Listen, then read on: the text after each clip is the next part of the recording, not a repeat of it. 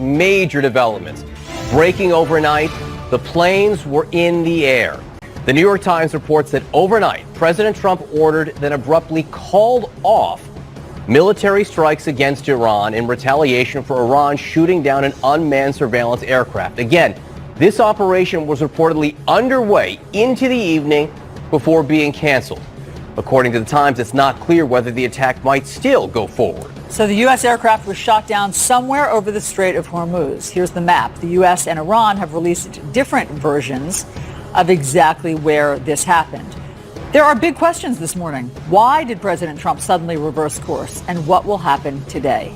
We have it all covered from Washington to Tehran. So let's begin with Joe Johns. He is live at the White House. Joe. Good morning, Alice. And that New York Times reporting suggesting that the United States essentially telegraphed what sounds very much like a robust military punch in reaction to the shootdown of the drone, and then suddenly pulling back at the very last second. Also interesting to note that the New York Times suggested in their report that the administration did not ask the newspaper to hold off on putting that information out, which suggests perhaps that the administration essentially wanted that information to go open source. What we have seen again and again from the administration now is some dual track messaging coming from here, coming from the Defense Department, coming from the State Department. And the question, of course, is why. The president, on the one hand, has downplayed from time to time the provocative actions of Iran in the Gulf. On the other hand, suggesting you're just going to have to see what happens. This is very much a Trump style mark. The question, of course, is will this administration be able to get Iran to the table to sort of cut off all the drama at this stage? What we do know is that there have been other actions in the Gulf which are concerning, including the Federal Aviation Administration telling U.S. planes to stay out of the area, and that, of course, because of the back and forth between the United States and Iran. Back to you, Alice. Okay, Joe, thank you very much for all of that. Breaking from the White House. We'll come back to you, obviously, whenever you have anything. Iran state television just aired images of what it claims is debris of the downed U.S. surveillance plane. And CNN's Frederick Pleitkin is live in Tehran, Iran, with more for us. Fred. Hi, Allison. Yeah, these images just coming into us. The Iranians claiming that these are parts of the drone that was shot down. Now, they, of course, from the very beginning claimed that the debris from that drone landed in their territorial waters because they say it was shot down over their territorial airspace, and that they then retrieved it out of the Persian Gulf area. Look at these debris. It seems as though they're quite small pieces. I mean, one of the things that the U.S. has said is that this plane was flying, or this drone was flying at an extremely high altitude, and certainly these very small pieces of debris seem to indicate that this drone may have fallen, or probably did fall, from a very high altitude. And if you look at some of it, I've actually seen the Global Hawk drones up close. You look at some of the debris that we're seeing here, a lot of it seems to be possibly the outer shell of the body, of the fuselage of that aircraft, and just a few little pieces of what might be some of the electronics on that aircraft. Now, of course, as you guys mentioned, there is that diverging narrative between the U.S. and Iran. The U.S. saying that this was shot down over international airspace. The Iranians, we literally just got some more information a couple of minutes ago. An air defense official from Iran said that there were several warnings radioed to this aircraft, and they claim that the last one was radioed to the drone at 3:55 local time a.m. The Iranians say they shot it down at 4:05, so that would have been 10 minutes before the aircraft was actually shot down. And again, the Iranians are saying all this happened over international airspace as that dispute continues on. The Iranians, by the way, guys, not commenting yet on that New York Times article that apparently a strike on Iran was imminent. But one of the things they've been telling us over the past couple of days is that if the U.S. does strike, that there will be a painful response coming from the Iranians. And just a little bit of extra info to John's point about the FAA telling the airlines not to fly over the Persian Gulf. We've heard that a lot of or a few international airlines are already diverting their routes to not fly over the Persian Gulf area. John? I'll take it, Fred. Thank you very much for all of that news. Joining us now to talk about this, we have John Kirby, former Pentagon press secretary and CNN military and diplomatic analyst, Abby Phillips, CNN White House correspondent, and retired Army General James Spider Marks, CNN military analyst. Spider, thanks for being here in studio with us. Let me just read again what the New York Times is reporting this morning, because here is the heart of the matter. As late as 7 p.m. last night, military and diplomatic officials were expecting a strike. The operation was underway in its early stages when it was called off. Planes were in the air and ships were in position. The strike was set to take place just before dawn Friday in Iran to minimize risk to the Iranian military and civilians, but military officials received word a short time later that the strike was off, at least temporarily. What are you hearing? Well, you know, what Fred just reported, I think, is really significant. He indicated that the Iranian systems lit up, that the United States could then intercept that activity relative to the drone, which tells you that our intelligence collection is very robust in that part of the world. So what I'd like to posit is, and I don't know this, but it's not unusual for the United States to conduct operations, get the intended target to light up, and then you can identify what's aberrant, what's different. Then you can make a determination, which might be, we achieved that objective, let's go back and adjust our plan, and we still reserve the right to conduct that operation with some modifications. You're suggesting it's possible that the goal here was a show of force, was to show the Iranians that we could do this, that this could happen to you? Or just intel gathering? Well, those two together. It's exactly right. You show force in some type of a provocative way. Intelligence lights up. You collect what that intelligence looks like, and you overlay what you think it should be. Now you see what it is. You can go adjust your plan. Admiral, if I can go to you on this, what do you read from this? Again, as of 7 p.m. last night, the planes were in the air, the ships were in position, this operation was underway, and then the president called it off.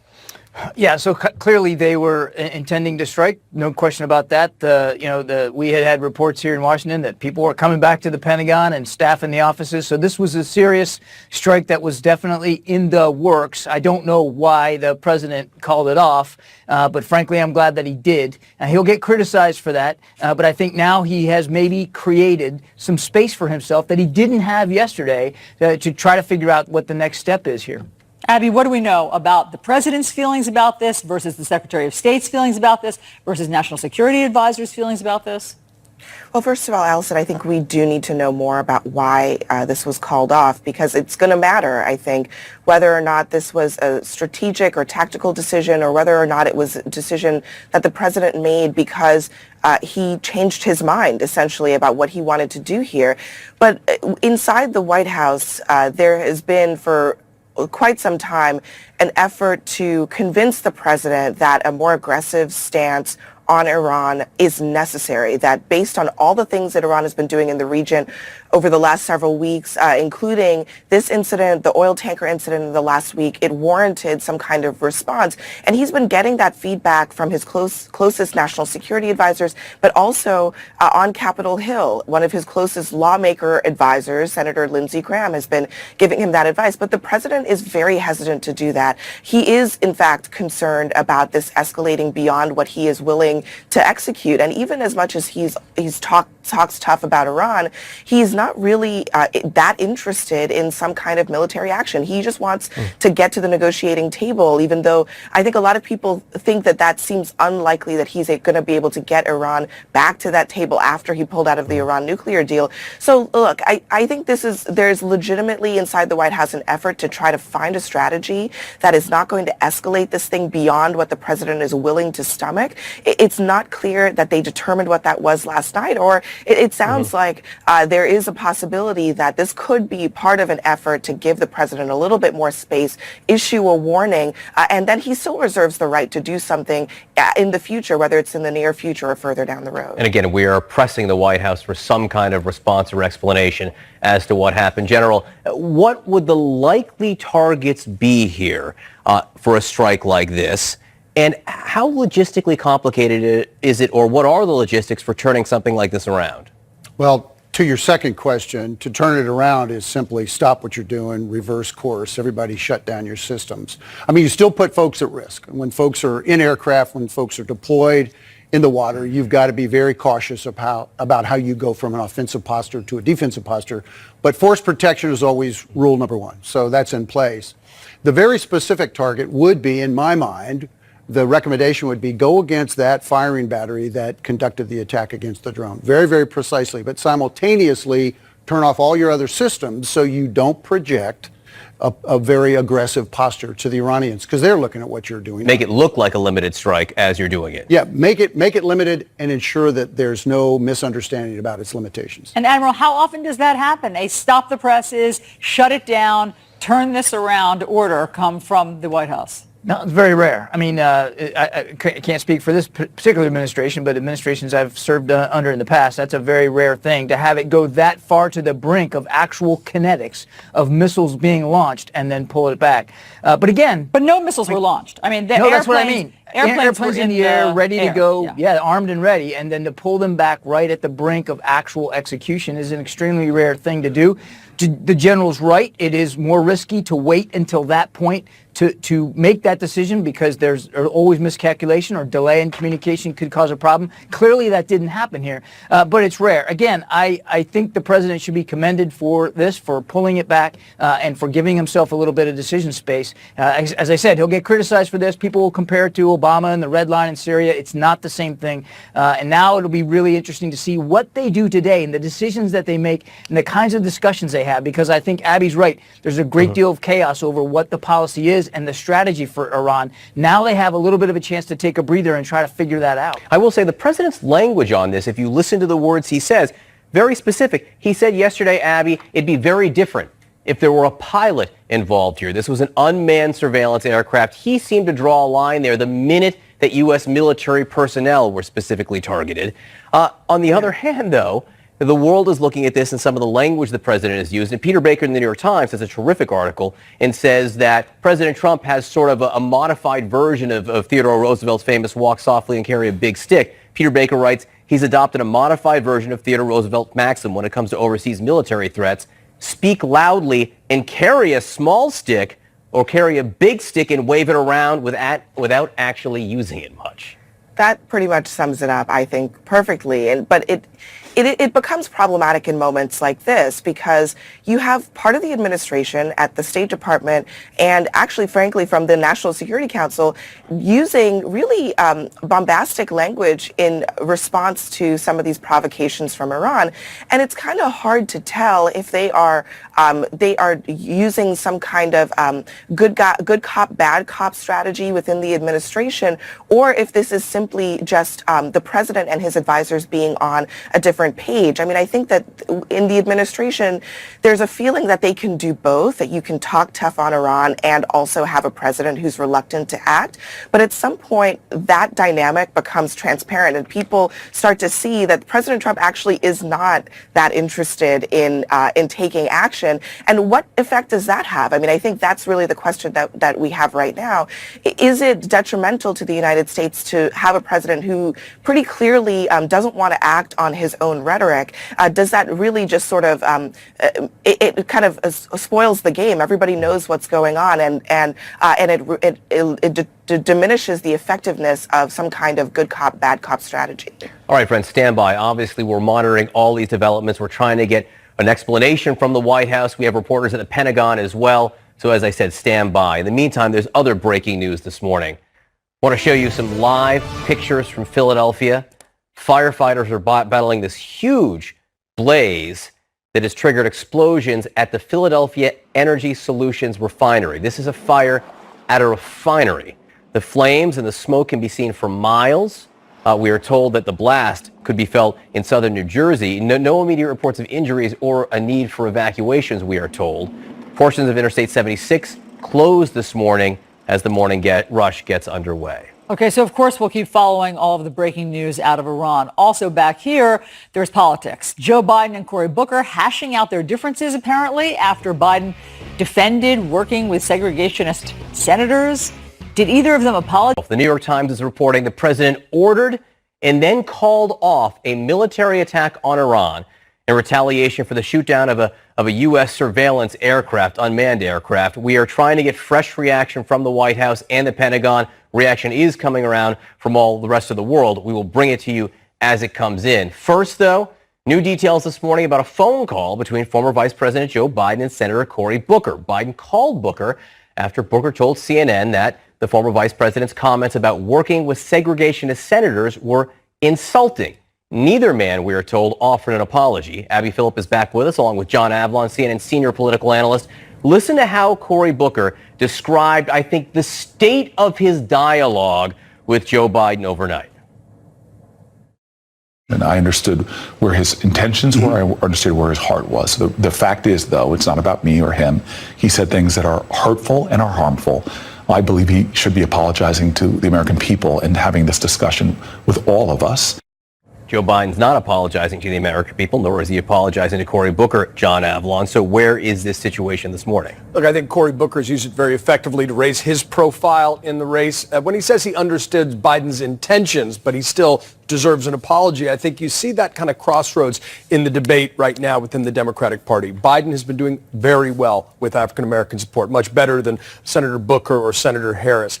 But this hangs a lantern on a lot of his fundamental problems about his longevity. You know, he's trying to make a point. His age. His age, correct. Didn't mean to be too delicate about it. Well, I mean, his age, but also how long he's been around. Yeah, I mean, that same both, deal. You know?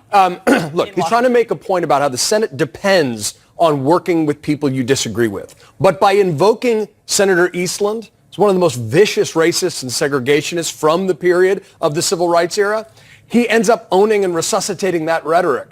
At the end of the day, I'll take Jim Clyburn on this, where he said, look, I've worked with Strom Thurmond my whole life, and he couldn't have disagreed with him more. But this is going to be a problem for Joe Biden. I think his deeper intentions and argument is right, but it's not going to wash with a lot of folks who say, why are you invoking James Eastland as a paragon of civility in American politics? And yet, Abby, these things do have a tendency to blow over. I mean, with Joe Biden, first there was the personal space issue and whether or not he owed certain women an apology for massaging them or touching their shoulders or whatever it was. It was Anita Hill. These things do blow over because they're not what any voter lists at the top of what they're looking for in a president in terms of solving issues. I think that it's just at what point do these things sort of pile up for Joe Biden where I guess younger voters start to think that he can't represent them? Yeah, I think you're right. I mean, there is a sense in which some of these issues are so resonant where we are, and they're resonant on Twitter, and people are talking about them all the time. And then you go and you talk to real people, and you wonder how much they're really discussing some of these minute developments in the Democratic race at this point. But at the same time, what we're building at the moment is a picture of what Joe Biden is like when he is up against some kind of controversy like this. How does he respond to it?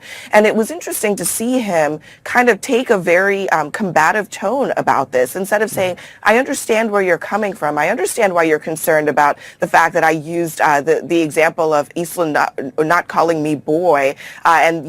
I understand where you're coming from with that. He didn't say that. He said, of course I'm not going to apologize. In fact, you're the one who needs to apologize to me.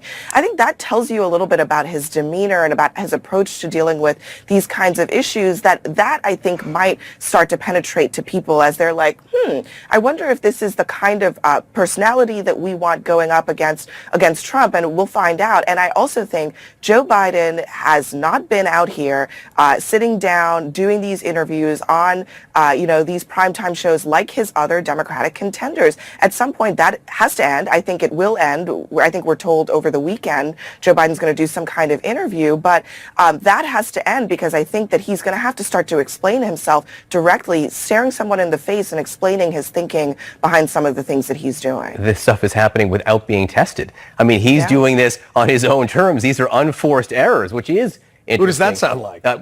So, John, game the next few days out for me. What are you looking for? It's the Jim Clyburn fish fry down in South Carolina. It's a big weekend in South Carolina. It's a huge deal. I do want to say that CNN's been on the ground in South Carolina talking to African-American voters. We'll play it for you a little bit later in the show. The general theme is, I think we're hearing from older black voters in South Carolina that they don't have as much of a problem with what's going on. It's sort of the Jim Clyburn take on it, but it might be a different story with some of the younger voters. It might indeed, and then there are also questions of who actually turns out to vote. Famously in American politics, particularly primaries, older voters turn out. Jim Clyburn's fish fry is much more than a fish fry. You're seeing basically everyone running for president come to kiss the ring and to hobnob with their colleagues upstate in South Carolina this weekend. And again, Clyburn's comments about this, I think, have a degree of moral authority within the Democratic Party, which is, I worked with Strom Thurmond my whole life. Strom Thurmond being the 1948 Dixiecrat candidate who was in the Senate until, 90-something. You don't have to agree with everybody you work with. Biden, again, made a big mistake by invoking James Eastland. But the question is a larger point of, can you work with people you disagree with? Even Hakeem Jeffries said, look, I disagree with almost everything that comes out of Donald Trump's mouth, and I still worked on him with criminal justice reform. And if bridge building is still what Democratic voters in the primary want. I will remind people that number 3 issue for Democrats was being able to work with Republicans on very quickly, even if bridge building is something that Democrats want, there's a real question about whether bringing up examples of working with segregationists is necessary in this particular Democratic primary. I think that is really the issue here. I'm sure he can come up with some other examples that do not involve segregation. And he might be able to come up with other language besides using the word boy there. And I wonder if that will come up in an interview when he's pressed on that. Well, we're going to have the director of his communications for his campaign on later in the program to ask. All right, thank you both very much. We do have some breaking news, of course, this morning. Our top story, the military mission to strike Iran. It was called off by President Trump at the last moment last night. We have the very latest for you on what happened and what happens next. And some shocking video. TSA officers attacked at Phoenix Sky Harbor Airport. Breaking news this morning, the president calls off an imminent attack on Iran moments before it was supposed to be carried out. So we will have much more on this throughout the morning. But first, back here, President Trump's confidant, Hope Hicks, refused to answer dozens of questions during her closed-door testimony before a House panel. Hicks, though, made an interesting admission about lying. CNN's Lauren Fox is live on Capitol Hill with more. What did she say, Lauren? Well, good morning, Allison. Not a whole lot is what she said behind closed doors, but House Judiciary Committee Chairman calling her lawyer's assertion that she had absolute immunity not to answer questions about her time in the White House a sham. But Hope Hicks stuck with her lawyer's advice, refusing to answer those questions about her time in the White House. House Democrats lashing out at the Trump administration, calling former communications director Hope Hicks' limited testimony this week proof of continued White House stonewalling of investigations. This committee must be allowed to continue its work and to have witnesses who can answer the questions. The House Judiciary Committee releasing the 273-page transcript of Hicks' nearly 8-hour interview, revealing what she said and mostly what she did not. The legal team, including 3 White House lawyers, making sure Hicks stayed tight-lipped, blocking her from answering 155 questions, according to committee Democrats. Among them, questions about the president's efforts to pressure White House counsel Don McGahn into firing Robert Mueller. When pressed about Trump asking his former campaign manager Corey Lewandowski to urge then Attorney General Jeff Sessions to unrecuse himself from the Russia investigation, Hicks called the order odd before her lawyers jumped in to stop any further answers on the matter. But she did tell the committee she sometimes told white lies, including things like, no, the president is not available right now when he is, and had never been asked to lie about any matters of substance or consequence for the Trump campaign. Hicks also responding to questions about this now infamous speech 3 years ago. Russia, if you're listening, I hope you're able to find the 30,000 emails that are missing. Telling lawmakers, quote, this was a little bit tongue-in-cheek. This was not a comment that was intended as an instructive or a directive to a foreign government. It was a joke. President Trump praising his former confidant's performance. She was terrific. I heard she was terrific. All right, thank you. Thank you. We're leaving now. We're leaving now. Thank you, sir. She was terrific. House Democrats remaining furious, calculating their next steps. We're setting this up for litigation.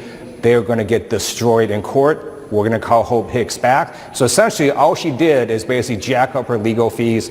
She can't escape answering these questions in the future.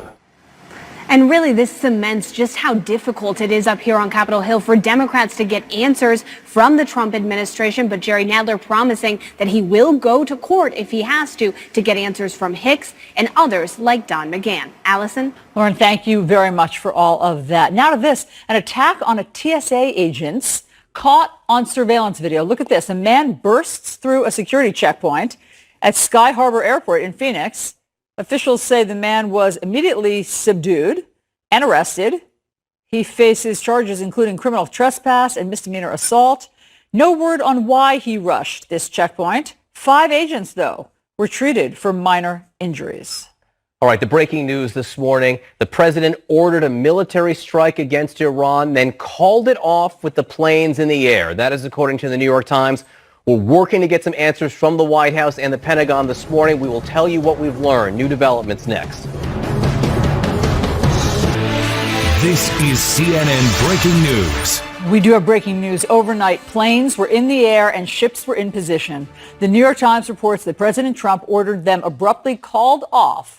These were military strikes against Iran that were planned in retaliation for Iran shooting down an unmanned spy plane. Joining us now to talk about all of this, we have John Kirby, former Pentagon press secretary and CNN military and diplomatic analyst, and retired Army General James Spider-Mark, CNN military analyst. General, why would planes be in the air and ships be moved into position and then it called off? Well, something came up. Obviously, the president made a decision based on whatever factors. Look, war is a means of politics, so there was some political reason not to do that. Communications with the Iranians is very, very difficult. We have to do that through the Omanis, and that communications line, I would hope, is open and robust and fulsome and would allow some immediate... That's a known channel, you're saying, communications channel. That's how we Yes, that's how we communicate with the Iranians. And that was set up in the previous administration. And John Kirby knows that quite well. He was instrumental in making all that come together. So we would hope, throwing props to you, but this is an Army guy talking to a Navy guy in very favorable terms, but we would hope that that communications works. And we would hope that the president, for whatever reason, saw something and his military commanders came to him and said something looks a little bit different. And when you conduct operations, your intended target always lights up. They have intelligence collection. They have protection systems. There may have been something different that wasn't planned for, and that there was an adjustment there might be an adjustment to the plan. Admiral, the machinery was fired up. I mean, the planes were in the air. The ships were in position. I am curious about the logistics of getting something like this in motion. And you were saying there was word all over Washington heading into late last night that something was afoot. Yep. And then saying, no, stop. And also, what message does that send to Iran and the rest of the world? So 2 points there. First, on the preps. I mean, we have robust forces in the region already, aircraft, ships, personnel. So the resources were readily available to the president. Obviously, the tensions have been ramping up with Iran for quite some time. So no question in my mind that they were ready to go. Obviously, there's existing plans that they probably dusted off and modified for the circumstances for last night. So getting those aircraft in the air, getting those ships armed and ready, not a huge deal. It's really just a matter of targeting and laying in those targets into the systems and the sensors. It's likewise pretty quickly to turn something like that off because the military has such robust communications capability. I'm not surprised that they were able to react as quickly as they did to the president's order. To the message on Iran, I found Joe Johns' reporting earlier in the hour very interesting about how the White House didn't push back on the New York Times story that the president had made this decision sort of late in the game and that they were okay having that out there. So clearly, whatever drove the president to make this decision, and the general kind of outlaid some ideas there, it did have a strategic communications benefit to him, for the president, to have it out there that he was that close, because it sends a strong message to the Iranians that we really do have a robust capability and that they need to take that very seriously going forward. So now both sides have stepped back from the brink. We've got a little decision space today. It'll be really interesting to see how that plays out. But General, I don't know if we can overlook the possibility that this was just that this was actually a negotiating tactic. And the reason that I say that is because with President Trump, there's an anything goes quality, and he does have these ever-changing moods. We've seen it on tariffs. We've never had to see it in a life and death immediate situation like this. But Is it possible he just changed his mind? Absolutely. And in fact, the use of force is a negotiation technique. If I want to modify somebody's behavior, I can do it through diplomatic means, informational means, military and economic. Economic is being applied, diplomatic is being applied. There are effects that are in place, and we're evaluating what those look like, whatever the desired end state is. Yeah, I can modify behavior even more. It is a negotiating technique if I use the military. So absolutely. I mean, the president owns this. He's the commander in chief. If he says start, we'll start. He gets input. If he says stop, we'll turn it off. Admiral, I got a couple questions for you. You raised the fact that the New York Times pointed out that the administration didn't say don't publish this. You were in a position at the Pentagon and the State Department to talk to the press when they were going to press with articles like this. When would you say no, don't go forward? When having something like that breaks actually does contribute to the narrative you're trying to put out or a message you're trying to send. Even sometimes, and this could be the cases, sometimes you didn't plan it that way, but geez, having an article out there that this is where our head was, this is what we were willing to do, this is how far we were willing to go. Sometimes that can have a strategic effect, or you can hope it will, on an enemy or an adversary. So, I mean, yeah, I've done that myself. I mean, sometimes it was pre-planned and cooked. Sometimes it wasn't. Sometimes it was just simply the result of actual decision-making that we felt it was beneficial to get that context out there, the why we were doing what we were doing, in order to try to maybe change the calculus or affect the behavior, the decision-making of an ally or an adversary. So that's interesting. So we should assume this morning that because they didn't push back on the Times story, that they're okay with all of this being out there and being reported. And my second question is, we are between acting defense secretaries. Yeah. You know, we had planes in the air ready to strike Iran late into the evening last night, and we don't have a defense secretary. How do you think that is playing in to this?